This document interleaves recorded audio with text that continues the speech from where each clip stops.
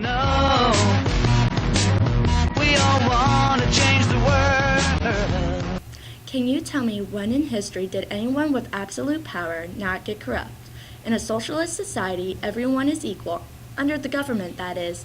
It's up to the government to distribute things like income, shelter, and food rations evenly throughout a society. You cannot succeed in this society. You have no say in how you live. Your rights are taken away. The main goal of socialism is centralizing power. This is achieved by a socialist party gradually moving a society from self-dependency to a dependency on the state. In 1884, the Fabian Society was formed with the purpose to create a one-world socialist order through gradualism, to evolve slowly so no one really noticed the changes. This is dangerous because you will not know until it is too late to change it. This is the Fabian Society's famous glass window displayed today at web-founded LSE, a university in the heart of London. Notice the Fabian symbol in the middle. It's a wolf in sheep's clothing. Through social evolution, they would change your society without anybody noticing, saying they stand for one thing, but meaning another. An early admired Fabian socialist was George Bernard Shaw, who actually designed the glass window. George Bernard Shaw believed that we had to forget about individualism for the greater good of society, and those who disagreed or could not support themselves would have to be killed.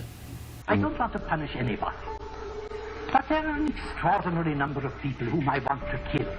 I think it would be a good thing to make everybody come before a properly appointed board, just as he might come before the income tax commissioners, and say every 5 years or every 7 years, just put him there and say, sir or madam, now will you be kind enough to justify your existence?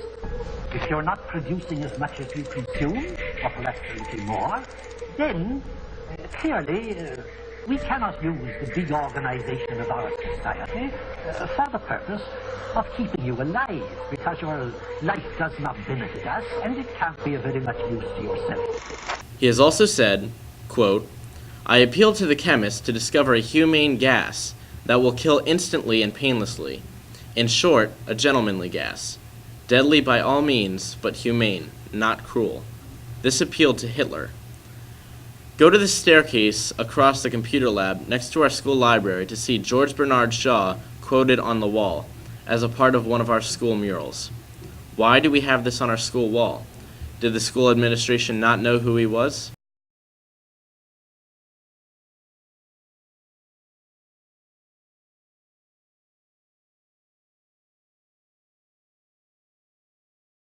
The Fabian Society played a large part in creating the League of Nations and influenced the creation of the United Nations. This was the first step in creating the New World Order. Hitler believed, like Shaw, in socialist values. In the autobiography Mein Kampf, written by Hitler, he explains how the Nazi party flag was supposed to attract socialists with a red background.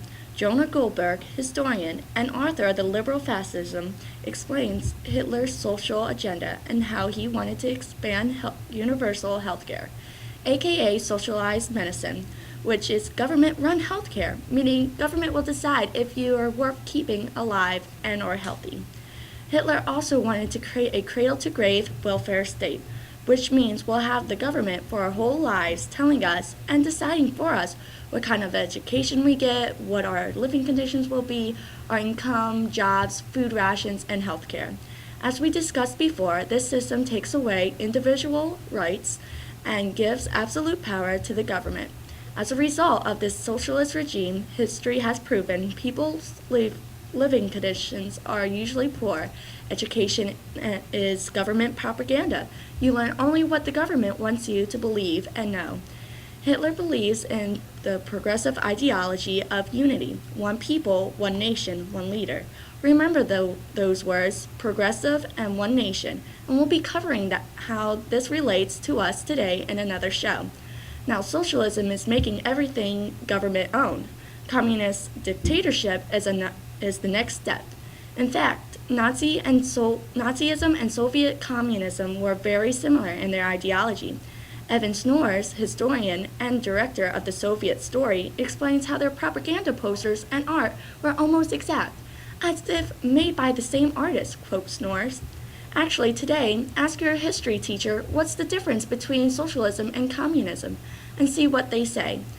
Under Hitler, 6 million people were killed in order to create a better world.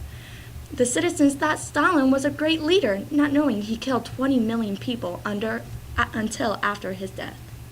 Socialism and communism go hand in hand. Socialism centralizes around giving up personal freedom to secure safety. But if you give up freedom for safety, you will have neither in the end. Think about it. You are giving the government absolute power to take care of you, but by giving them that power, they can do whatever they want and you have no say. Please tune in later on this month for part 2 of Socialism, History and Today, where we will show you socialism in the USA today and how it will affect you and how you live. Never stop questioning the world around you. Thank you for watching.